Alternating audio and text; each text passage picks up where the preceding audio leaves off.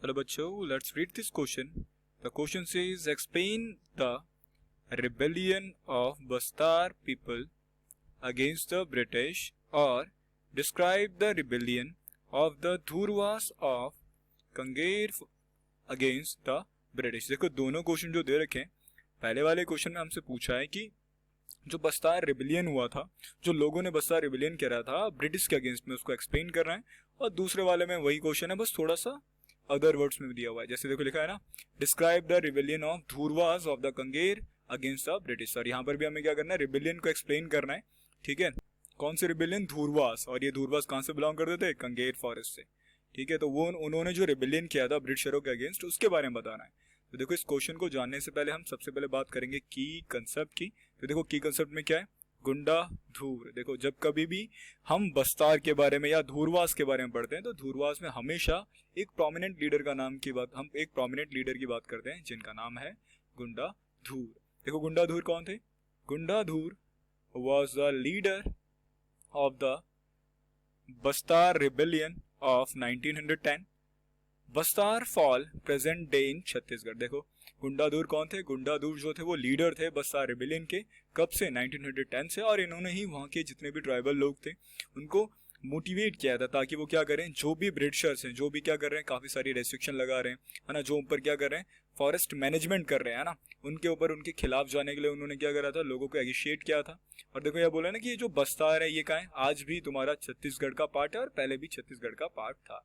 अब क्वेश्चन में हमसे क्या पूछा था, रिबेलियन के बारे में बताना कि जो बस्तार का रिबेलियन था वहां के लोगों ने ब्रिटिशरों के अगेंस्ट कैसे किया था.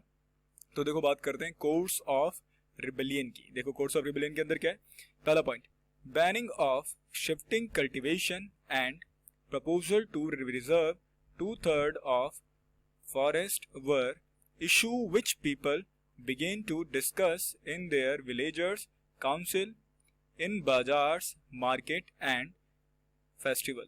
देखो वहां लिखा है ना कि इन्होंने क्या करा, सबसे पहले जब फॉरेस्ट मैनेजमेंट लागू करा तो ब्रिटिशरों ने सबसे पहले शिफ्टिंग कल्टीवेशन को बैन किया और इसके साथ साथ उन्होंने एक प्रपोजल दिया, एक एक्ट पास करने की कोशिश करी जिसके तहत वो क्या करना चाहते थे, कंगेर फॉरेस्ट का 2/3 हिस्सा क्या करना चाहते थे, वो रिजर्व करना चाहते थे. और इसी की वजह से जब ये बात वहाँ के लोकल लोगों को पता लगी ना, तो लोकल लोगों ने क्या करा, बाजार के अंदर, मार्केट के अंदर, फेस्टिवल के अंदर, हर जगह पर ये क्या कर रहे थे, इन सारी चीजों के बारे में डिस्कस कर रहे थे. And the initiative was by Dhurwas of Kanger forest. और ये जो इनिशिएटिव लिया गया था ना इसके अगेंस्ट जाने का, ये धुरवास लोगों ने लिया था जो कि कहां से बिलोंग करते थे, कंगेर फॉरेस्ट से. Where reservation first took place, जहां पर सबसे पहले क्या हुआ था, रिजर्वेशन हुआ था. अब बात करते हैं सेकंड पॉइंट की. देखो लिखा है ना, although there was no single leader but Gunda Dhur from village Nethanar was important figure in the movement. देखो बोला है कि उस वक्त जो था धुरवास का कोई लीडर नहीं था, बट जो गुंडाधूर थे वो एक प्रोमिनेंट लीडर बनकर निकले जो कि कहां से बिलोंग करते थे, नेथनार से, है ना, नेथनार से बिलोंग करते थे और वो क्या थे, एक इंपॉर्टेंट फिगर थे इस मूवमेंट की.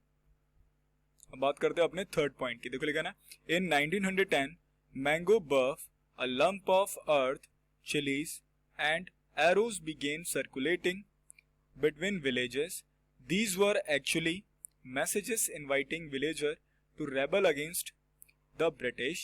Every village contributed something to the rebellion expenses. देखो अब यहाँ पे लिखा है ना, इन 1910 जितने भी यहाँ पे लोग क्या कर रहे थे, लोग एक दूसरे पे मैसेज सर्कुलेट कर रहे थे. देखो अब वो मैसेज जो थे वो किस तरीके से जा रहे थे, देखो मैंगो बफ, आम की लकड़ियां देना, है ना, अ लंप ऑफ अर्थ, है ना, अर्थ मतलब बोल रहे हो ना, मिट्टी देने से था, चिलीज वगैरह एक्सचेंज कर रहे थे लोग, एरोज वगैरह एक दूसरे को दे रहे थे.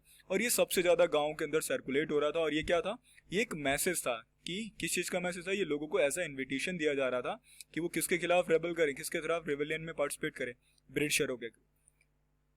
और फिर इसलिए बोला गया कि every village contributed something to the rebellion expenses. और हर लोगों ने, जो भी हर गांव के लोगों ने कुछ ना कुछ कंट्रीब्यूट किया था रिबेलियन के अंदर, मतलब रिबेलियन का कुछ ना कुछ किसी ना किसी तरीके से उन्होंने एक्सपेंसेस दिया था. अब बात करते हैं फोर्थ पॉइंट की. देखो लिखा है ना, bazaars were looted, the houses of officials and traders school and police station were burned and robbed and grain redistributed. देखो क्या हुआ, जैसे ही रिबेलियन स्टार्ट हुआ, जैसे ही बस्तार रिबेलियन स्टार्ट हुआ तो बाजार वगैरह लूटे गए, है ना, जितने भी ऑफिशियल्स के हाउस थे, है ना, ट्रेडर के हाउस थे, ठीक है, स्कूल्स, पुलिस स्टेशन सबको जला दिया गया, है ना। और जिन्होंने ग्रेन की होर्डिंग कर रखी थी, उनसे उनकी होर्डिंग खत्म कर कर सारे अनाज को रीडिस्ट्रीब्यूट किया गया, ग्रेन को रीडिस्ट्रीब्यूट किया गया।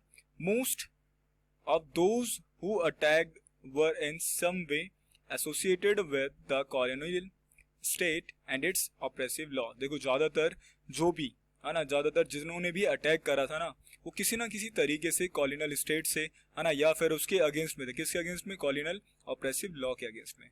I hope you understand it well. Best of luck.